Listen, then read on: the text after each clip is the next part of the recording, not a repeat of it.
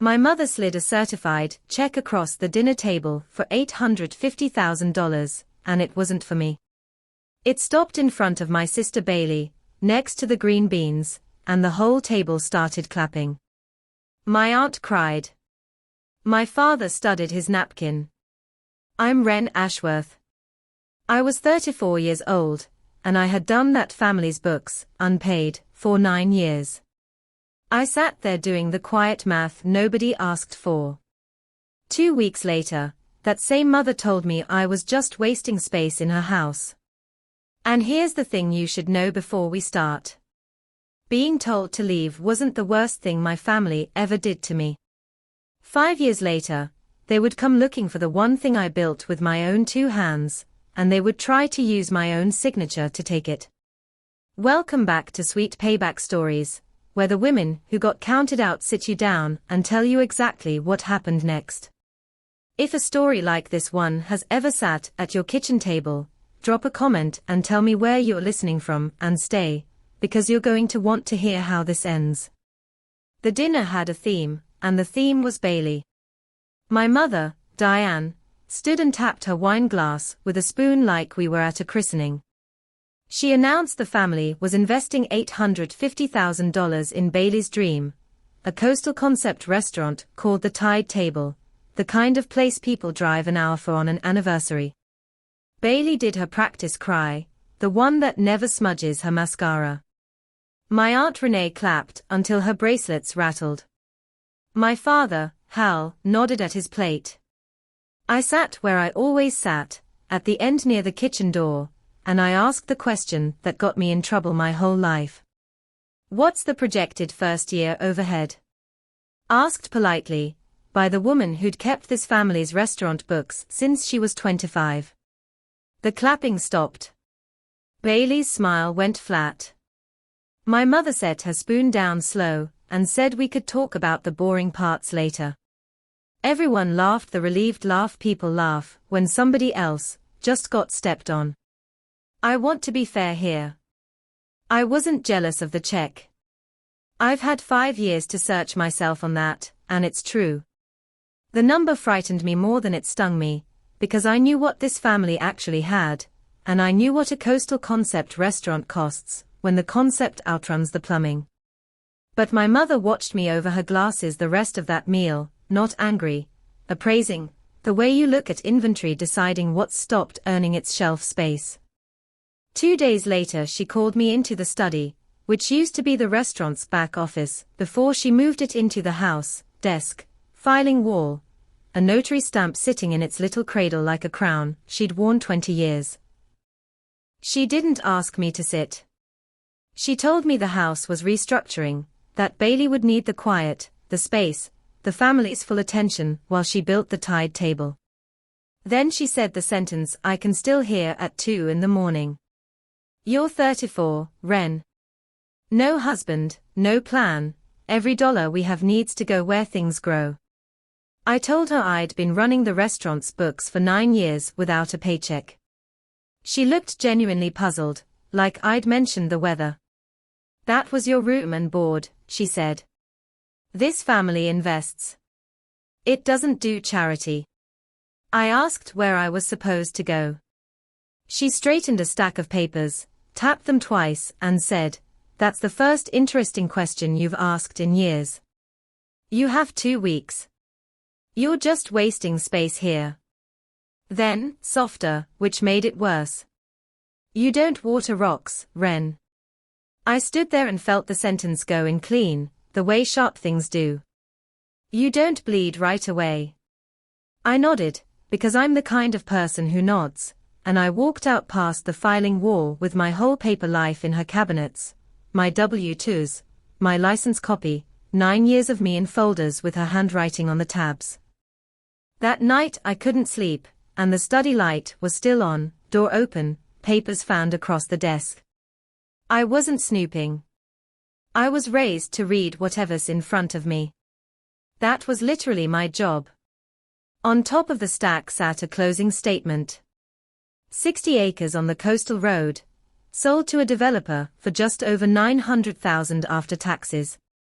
My grandfather's land, The one he'd bought young and never once mentioned selling. He'd died 3 years earlier, quick. A heart attack in his own garden with his gloves still on. And I could hear his voice like he was standing in the doorway, because he'd said it to both of us, me and Bailey, the summer I turned 26, standing at the edge of that same acreage. When I'm gone, this ground splits 2 ways. 2 girls, 2 halves.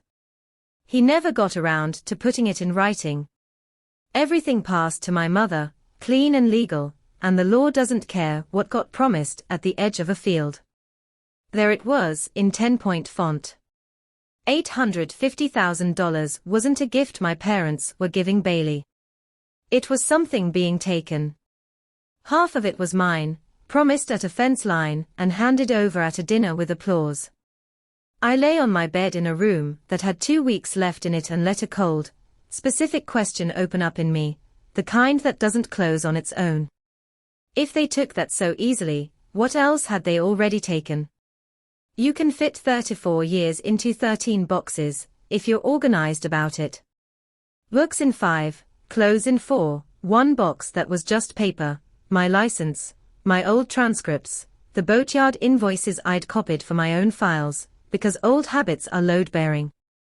At the bottom of a drawer I found a postcard from my grandfather, mailed from a fishing trip the year before he died, a picture of mangroves on the front. On the back, in his cramped pencil, saw a palm tree growing straight out of a broken seawall today. Grow anyway. I sat on the floor of my emptying room and held that postcard a long time. Bailey appeared in my doorway my last night, leaned in the frame with a glass of wine, watched me tape a box shut. "Don't make it weird, Ren," she said. "It's not personal. Mom just believes in me." I asked if she'd read the equipment lease numbers yet for the restaurant. She rolled her eyes, said I sounded like an underwriter. I said I was one. For 1 second it was almost us again, 10 and 13, before everything got expensive. Then she drifted off down the hall. My father passed my door twice that night, heavy steps on old floorboards. Both times he slowed. Both times he kept walking. I want to tell you he came in and said something a father says. He didn't. He left $200 folded under my windshield wiper instead. No note. My last day handling the restaurant's books, I trained my own replacement, a bookkeeping service that cost more per month than I'd cost per year. I typed up 1 page, a formal request to be removed as a member of Ashworth Coastal Holdings, the little LLC my parents had formed around the restaurant property, when I was 25, my name on it as a 15% member, for tax purposes, my mother had said. I'd signed where the tab said sign and mostly forgot it existed. The way you forget a spare key you handed someone in better times. My mother took the page, slid it under her stapler without reading it, and smiled at a customer over my shoulder. "Paperwork later, Ren, we're building something if you haven't noticed." I said I'd noticed. On my way out she called across the dining room, bright as a bell, for the whole restaurant to hear. "Drive safe, sweetheart." The performance of a loving family, always for an audience. The stapler still had my page under it when the door swung shut behind me. Remember that page. It matters more than anything else in this story. I drove 3 hours to the coast that first morning with most of what I owned sliding around behind me at every stoplight.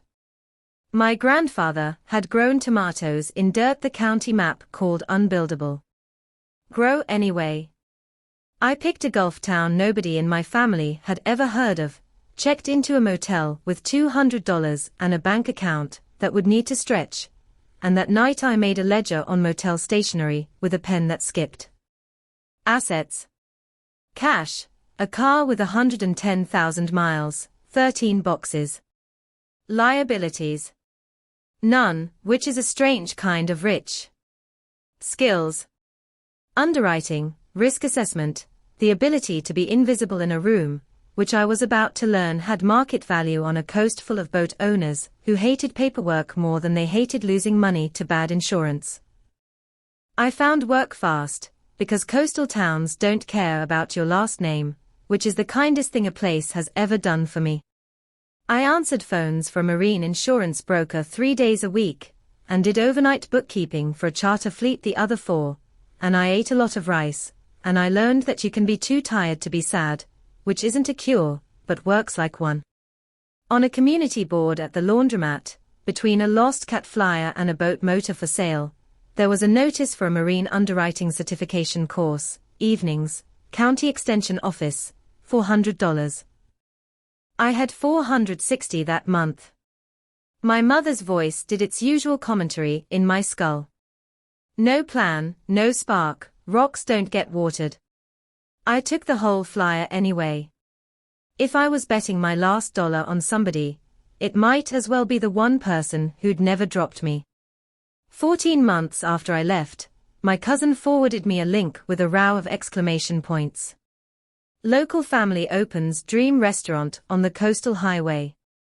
There was Bailey in a hard hat that had never met dirt, gold shovel in her hands. There was my father at the edge of the frame, looking at the ground he'd just bet on. There was my mother, front and center, quoted like scripture. "We're a family that invests in winners," she said. I felt the old reflex twitch, call, warn, run the overhead numbers one more time, be useful, be seen being useful. I looked at that reflex like a specimen under glass, and then I did the healthiest arithmetic of my life. I blocked my mother's number. I blocked Bailey's. My father didn't own a cell phone, so he got grandfathered into the silence. I kept my cousin on, because every family needs one unsecured channel, and hers had the best information anyway. I passed my certification that spring and hung a small shingle, if you can call a laminated sign taped to a rented desk a shingle. Coastline Marine Underwriting. My first real client was a charter captain named Otis, 60-some years old, forearms like dock pilings, whose entire filing system was a tackle box labeled taxes in permanent marker. Within a season I had the marina office, 2 more charter boats, and a boatyard whose owner told everyone about the quiet woman who actually reads the fine print on hurricane clauses. I drove home the night I signed that boatyard contract, and sat in my car and laughed until my ribs hurt. No spark, sure, Mom. No spark at all. News from home still arrived, filtered through my cousin, who texts like a police scanner.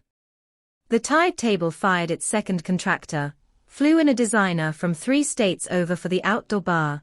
The vision kept getting more expensive than the building. I read those texts and felt 2 things at once, and I'll be honest about both. The professional dread of watching someone drive toward a bridge that's out, because I knew the burn rate, and it had a smell to it. And a smaller, uglier, human feeling underneath my ribs. They chose this over me.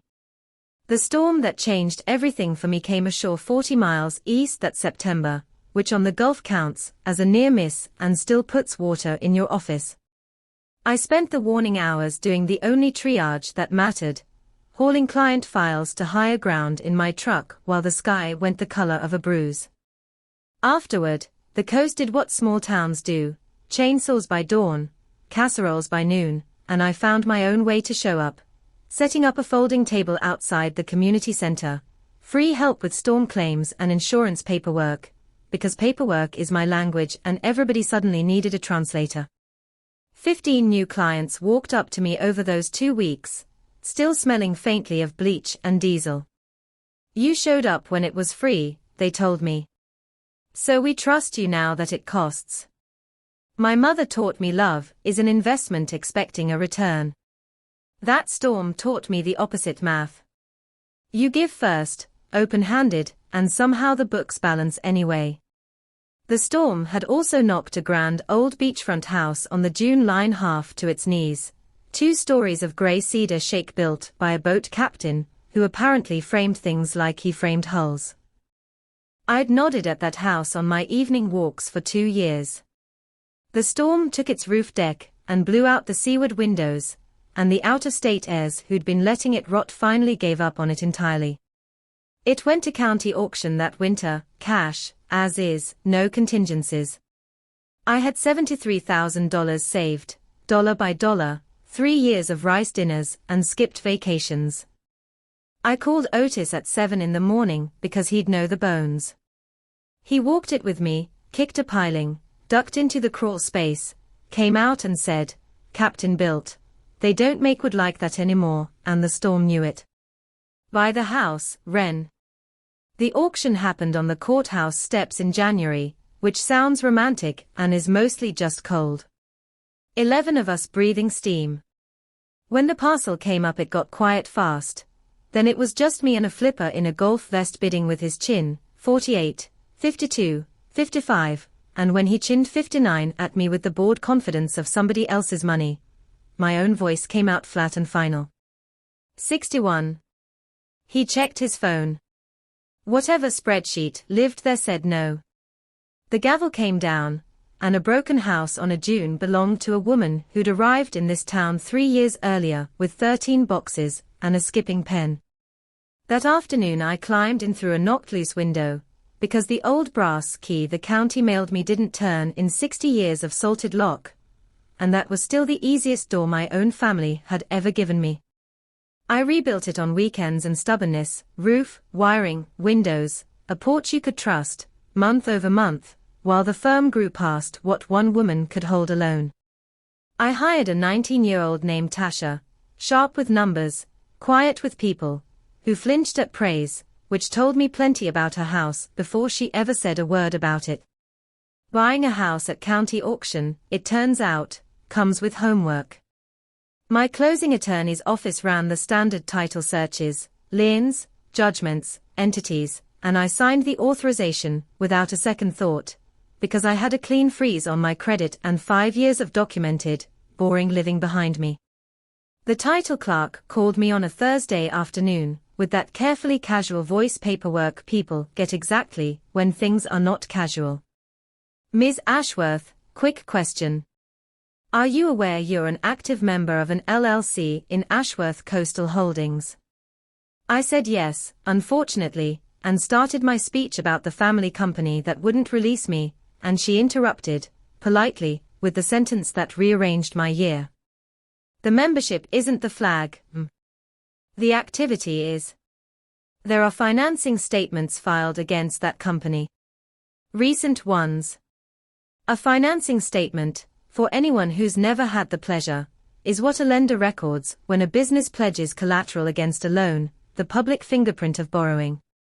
My name, still riding along as a 15% limb of a company that was actively pledging itself to a bank, and I hadn't signed, seen, or smelled any of it. I closed on my broken beautiful house 8 days later, and I hired a lawyer before I hired a plumber. Her name was Patricia Vance, 61 years old, reads operating agreements for pleasure, bills like she apologizes rarely. I brought her a folder, the certified receipt my mother had signed years ago accepting my written request to be released, the copy of my formal demand letter, the title company's notes on the financing statements. She read it all without speaking, then said the operating agreement is the problem. Withdrawal requires approval from 51% of membership interest. Your parents hold the rest. Today we send a third demand with statutory language, and then we wait, because people who ignore 2 letters eventually make a mistake. Her third letter went out certified. The signature card came back in that same tidy hand. And then, for months, nothing, until my phone rang at 1 in the morning with a number I didn't recognize. It was Bailey, 4 years of silence broken with, "Did I wake you? I don't even care honestly," drunk in that careful way where every word gets placed like stemware. She talked for 11 minutes about how running a restaurant felt like drowning in front of an audience that paid to watch, about how everyone who'd clapped at that dinner now called her with worry in their voices instead. Then she said the thing I'd known was under there the whole time. It was supposed to be me, Ren. It was always supposed to be me. And then, quieter, something rehearsed replacing the rawness. Mom says when it all comes right, you owe us. Either way, you owe. And the line went dead like a hand had closed over the phone. The tide table didn't last 3 years. It died the way these things die, slowly, then all in 1 week. My cousin sent a photo of the gates chained shut before 8 in the morning, a county notice taped to the door, delinquent taxes, pending sale. In Harlow-adjacent gossip, the story wrote itself the way it always does. Poor Bailey, she dreamed so big, and meanwhile her sister sitting on money down south wouldn't lift a finger. My mother never said it in the first person. She just tilted her head, and let the town fill in the rest. Within a month, a client of mine with family ties back home closed her account with no explanation given. And that same week, an envelope arrived, certified, First Coastal Bank, and inside, 1 page, the coldest header in the English language. Notice to guarantor, Re Ashworth Coastal Holdings LLC, commercial note, original principal $340,000, status 90 days delinquent, and then my own name in the salutation, like a hook set in a lip. Dear Ms. Ashworth, as guarantor of the above obligation, you are hereby notified. I read it standing up, then sitting down, then I put it flat on the desk and put my hands flat beside it, because they wanted to shake and I don't allow that during business hours. $340,000, more than my house and my firm's best year combined, payable apparently by me, on a loan I had never seen, for a company I had begged in writing 3 times, certified receipts on file, to release me from. Members of an LLC aren't automatically liable for its debts. That's the entire point of the letters. A guarantee is personal. A guarantee requires a signature. Mine, which meant somewhere in a bank's file drawer 200 miles away, there was a page with my name signed on it, and I had never signed anything. Patricia demanded the loan file that same afternoon. The bank stalled the way small-town banks stall when their paperwork isn't clean, courtesy and no documents, a week of processing, another week of our counsel is reviewing. Into the middle of that waiting, on a Tuesday evening, my phone rang with a number I didn't recognize, and it was my mother. More than 4 years since I'd heard her voice, and it arrived already crying, wetter and older than Bailey's performance had ever managed. Ren, sweetheart, I know so much time has passed. She didn't mention the bank, the notice, the name in its teeth. She said my father wasn't getting younger. She said Bailey was going through so much. And then she laid the invitation right where the wound was. We hear about you down there, your little firm, your house on the water. We're so proud of what you built. Come for dinner Sunday. Just family. Proud. 34 years, and there it finally was, exactly when my signature became worth more than my absence. I went. Patricia advised against it. I went anyway, and I won't dress it up. 5 years of building a life in salt air, and one proud of you had me checking my mirror, at every red light the whole 3 hours north. Dinner was, and I say this with clinical precision, perfect. Everything I'd loved at 9 years old, my father hugging me a beat too long, a showbox of newspaper clippings about my firm he'd apparently kept, my Chamber of Commerce ribbon photo, cut out, dated in pencil. I had to excuse myself, and press a cold washcloth to my face like a woman diffusing herself.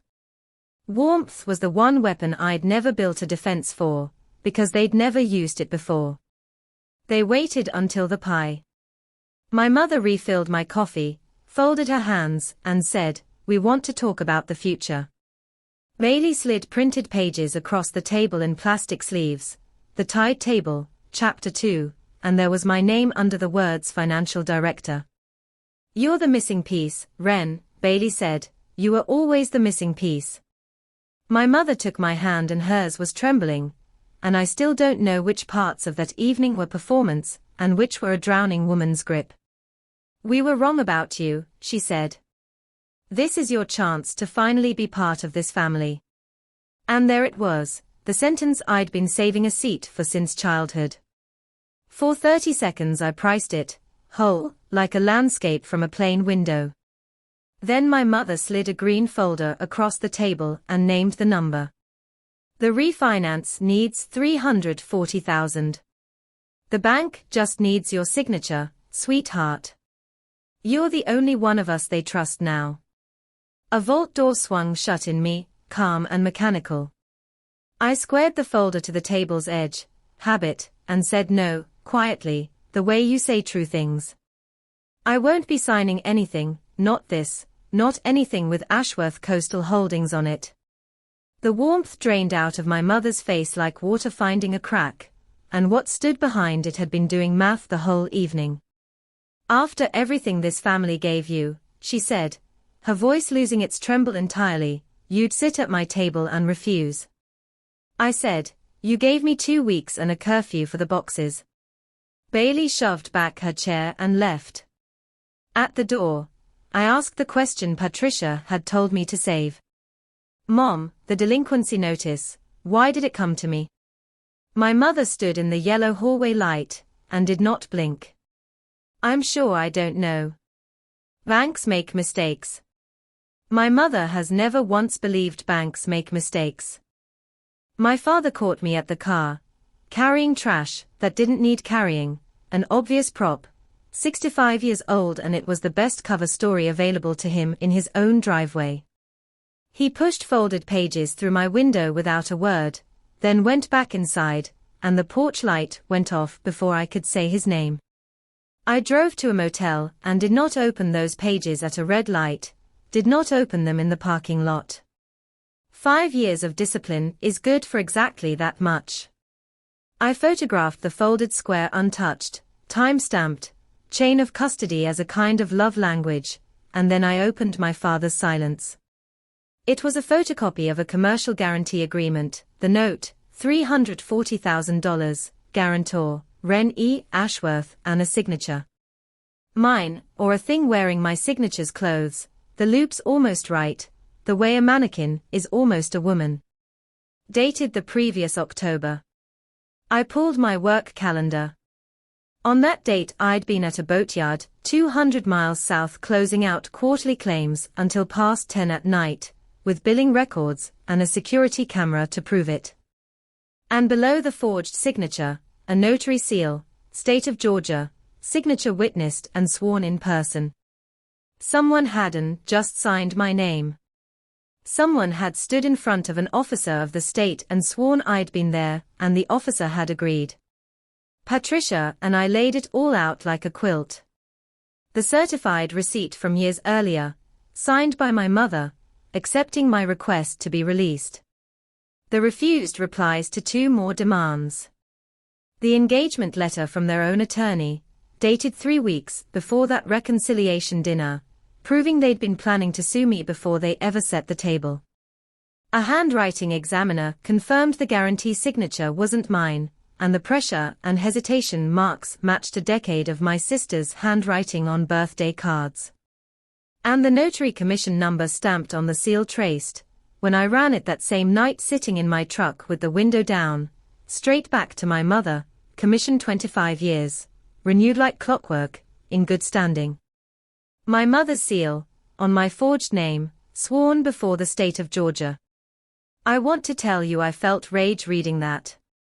What I actually felt was recognition. This wasn't a desperate midnight decision. A notary log entry gets made at a desk, in good light, with a seal you've carried for 25 years.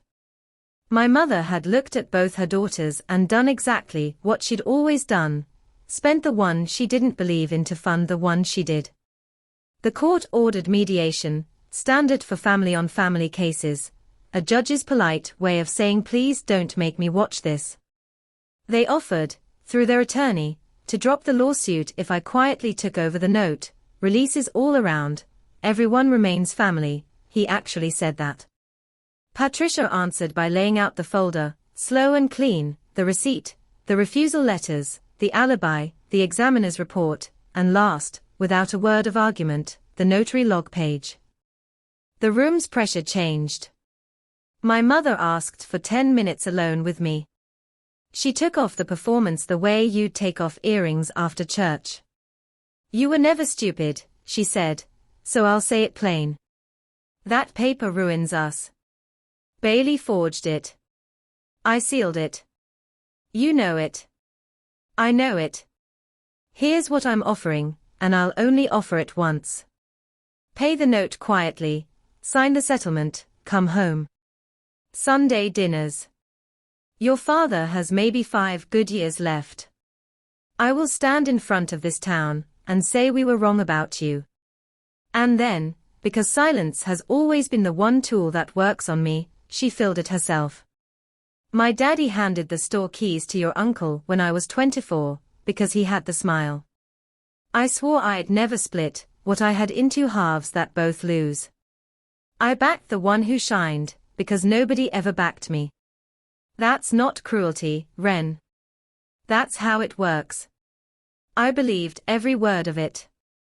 And in believing her, I finally saw the flaw in the merchandise she was selling me. If it could be purchased, it was never the thing I'd been starving for. A verdict you can buy tells you nothing about your worth. I asked her one question before I stood up. If the restaurant had worked, if the money had grown, would you have ever called me? She said nothing at all. It was the most honest conversation we ever had. Back at the table, I withdrew every counterclaim I'd filed, said I didn't want their money, their house, or an acre of what was left. I want my name out of your books, I said. That's all I've ever wanted. I just spent years calling it something else. My mother stood, her composure cracking down the middle for the first time in my life, and what came through wasn't rage, it was disbelief. She'd made me the one offer she believed no starving person could refuse, and I'd refused it. You'd hand your own mother to the state, she said, over paperwork. You notarized it, Mom, I said. Paper is where you put me. It's the only place you ever put me. Within 3 weeks, the bank's fraud counsel reviewed the affidavit and voided the guarantee outright, preferring one bad loan over a public story about a branch accepting a forged seal. The lawsuit died faster once their own attorney saw the notary log. My mother surrendered her notary commission voluntarily ahead of revocation. She and Bailey entered a state diversion agreement, restitution, admission on the record, no trial, because the state wanted its own integrity back more than it wanted 2 women in a courtroom, and honestly, so did I. The cost came due through that winter in ways the revenge fantasies leave out. My legal fees topped $40,000, gone for good. 2 more clients with ties back home drifted off quietly. And one gray January afternoon, my father called, the first phone call of his life as far as I know, from the restaurant's old back room with the compressor running for cover. He said only, "Your grandfather would have done exactly what you did, he'd have done it faster." "Don't tell your mother I said that." Then he hung up. 6 months after the mediation, a car slowed in front of my rebuilt beachfront house on a quiet Sunday afternoon. I was on the porch with coffee going cold. My mother behind the wheel, Bailey in the passenger seat, 3 hours from home, uninvited, unannounced. The car stopped at the gate. Nobody got out. I didn't wave. I didn't hide.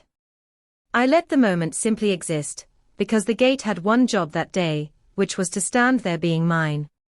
After a long minute, the car backed out of the lane, and that is the last time my family has ever come to where I live. Life afterward insisted on being ordinary, which turned out to be the entire prize. My firm sits at a size I can still hold in both hands, big enough to matter, small enough to sleep. I built a garden along the rock border behind the house, where the county map says nothing grows. My mother once told me you don't water rocks. Turns out you can. You just have to bring your own dirt. If there's one thing I'd carve over every kitchen table in this country, it's this. Your worth was never the number somebody else wrote next to your name, because people who make you buy their love are selling something broken. And the moment you stop renting space in their ledger and start keeping your own books, on your own dirt, you find out the accounting was wrong the entire time. You were never the rock in their garden. You were the seed they refused to water. And seeds keep. Seeds wait. Seeds grow anyway. If you've ever had to bring your own dirt, if you built something out of what your family called wasted space, tell me about it in the comments, because somebody down there needs to read your version tonight. Subscribe to Sweet Payback Stories before you go, and I'll see you in the next one.